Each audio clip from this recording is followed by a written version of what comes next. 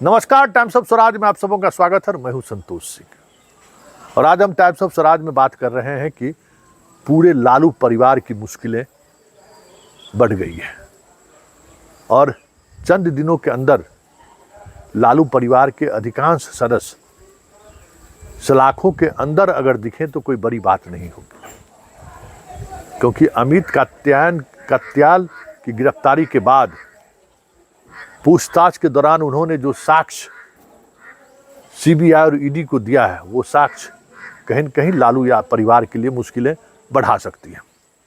अभी तक जो सीबीआई के और ईडी के हाथ में जो साक्ष्य था, वो साक्ष्य पर्याप्त इस दृष्टि से नहीं था कि मात्र 7 ही ऐसे स्टूडेंट को वो आइडेंटिफाई कर पाए थे जो जमीन के बदले में जिन्हें नौकरी दी गई थी। अगस्त महीने में उन लोगों से पूछताछ भी हुई थी, उनको गवाह भी बनाया गया। याद होगा कि भोला यादव की गिरफ्तारी इसी मसले पर हुई थी। कहा जा रहा था कि भोला यादव के ही आउटपुट पर पूरे परिवार के सदस्यों को अभियुक्त बनाया गया। बाद के दिनों में जिन जिन लोगों से ज़मीन ली गई थी, कुछ नाम उन्होंने बताया था जिसको आइडेंटिफाई करके सीबीआई ने उस पर कार्रवाई शुरू कर दी थी। लेकिन अमित की गिरफ्तारी के बाद यूँ कहें तो पूरा मामला ही खुलकर सामने आ गया है। जो अभी तक सिर्फ सीबीआई और ईडी हवा में बात कर रही थी या उस तरीके का एविडेंस कलेक्ट नहीं कर पा रही थी, अमित की गिरफ्तारी के बाद वो सारी चीज़ें सामने आ गई हैं।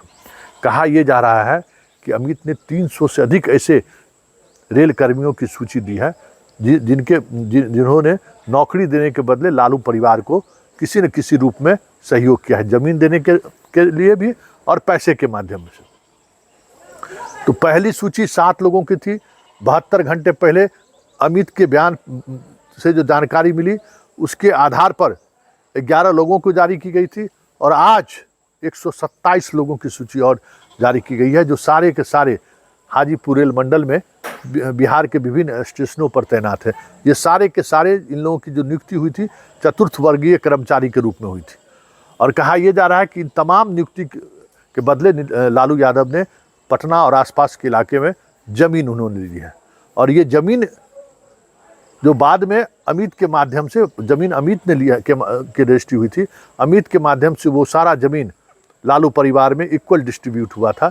जो कहा जा रहा है कि लालू की बेटी और बेटों के बीच वितरण हुआ, वो सारे लोग अब जद में आ रहे हैं।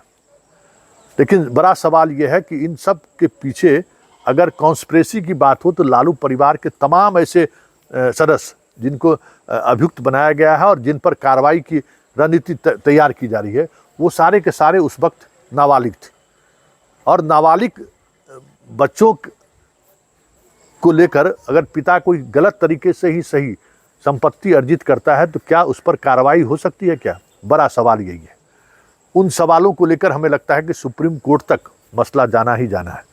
और इसलिए हर जो चार्जशीट दाखिल किया गया है, उस चार्जशीट के खिलाफ तेजस्वी हाई कोर्ट और सुप्रीम कोर्ट जाने की तैयारी में है। लेकिन इन सब से इतर जो सबसे महत्वपूर्ण बात है कि सीबीआई ने पहले इस मामले में पहली चार्जशीट में तेजस्वी का नाम नहीं लिया था। पूरक चार्जशीट में तेजस्वी और तेजस्वी के बहनों का नाम आया। और अब जो नए एविडेंस कलेक्ट हुए, देखिए पूरी प्रक्रिया पूरी होने का चार्ज फ्रेम हो गया, उस पर अब गवाही गुजरने वाली बात थी, तब सीबीआई ने इस तरीके की कार्रवाई करके कह सकते हैं कि केस को एक नई दिशा दे दी है।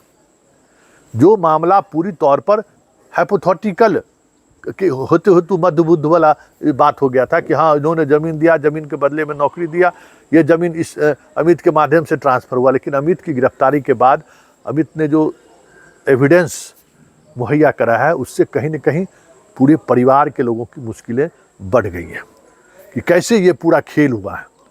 और सिर्फ बिहार में ही नहीं, पूरे देश में से हज़ारों उम्मीदवारों की बहाली हुई है। वो सारी सूची भी निकालने की कोशिश हो रही है। लेकिन फ़िलहाल बिहार में जितनी बहालियाँ हुई हैं इस तरीके से चतुर्थ वर्गीय में, और जिसके बदले में लालू यादव ने ज़मीन लिया है, उन तमाम मसलों को सीबीआई अलग तरीके से खंगालना शुरू कर दिया है। मतलब आने वाले समय में लालू परिवार के सदस्यों से फिर पूछताछ हो सकती है। जो अभी पूछताछ की प्रक्रिया को पूरी करते हुए सीबीआई ने चार्जशीट दाखिल कर दिया था। अब ये नए एविडेंस आए हैं और ये जो नए एविडेंस सामने आए हैं वो एविडेंस कहीं न कहीं तेजस्वी के लिए मुश्किल खड़ी कर सकता है, क्योंकि इस तरीके के एविडेंस के बाद गिरफ्तारी भी संभव है। जो पहले ये लग रहा था कि चार्जशीट दाखिल कर दिया, अब गिरफ्तारी की कोई संभावना नहीं है, क्योंकि ये केस में एक पूरक नए तथ्य सामने आए हैं, एक नया एविडेंस सामने आया। तो ऐसे में लालू यादव और लालू के परिवार के अन्य सदस्यों को लेकर सीबीआई फाइट कर सकती है कि इनके बाहर रहते हुए बहुत सारे एविडेंस कलेक्ट करने में सीबीआई को और ईडी को परेशानी हो सकती है, क्योंकि ये एकदम नया एविडेंस है। और ये जो एविडेंस इस तरीके से सीबीआई ने कलेक्ट किया है कि वो एविडेंस कहीं न कहीं लालू परिवार की मुश्किलें बढ़ा सकती है। ये जो 127 नए रेल कर्मियों को जो नोटिस जारी किया गया है, उन्हें कहा गया है कि आप अपना आधार कार्ड, आप अपने शैक्षणिक योग्यता से संबंधित जितने डॉक्यूमेंट्स हैं, किस आधार पर आपकी नौकरी हुई है, सारे डॉक्यूमेंट्स को लेकर आप दिल्ली स्थित सीबीआई के मुख्य दफ्तर में पहुंचिए। मतलब अब इन तमाम लोगों से सीबीआई पूछताछ करेगी। 7 लोगों से पहले ही सीबीआई पूछताछ कर चुकी है और 7 ने ये बात स्वीकार की कि हाँ, हमने ज़मीन दी थी, उसके बदले में लालू यादव ने हमें नौकरी दी है। तो वो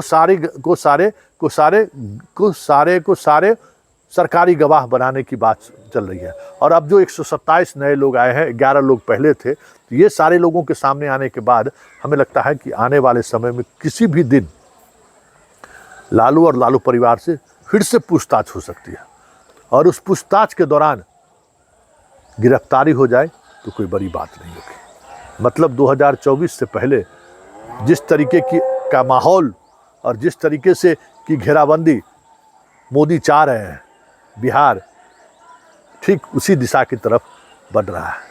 ऐसे में देखने वाली बात ये होगी नीतीश क्या करते हैं, क्योंकि नीतीश भी चंद दिनों से असहज है। और ऐसे में लालू परिवार अगर जेल जाता है तो क्या ये माना जाए कि आने वाले समय में आरजेडी और जदयू दोनों का कमान नीतीश के हाथों में रहेगा, क्योंकि स्थिति कमोबेश उसी दिशा की तरफ बढ़ रहा है।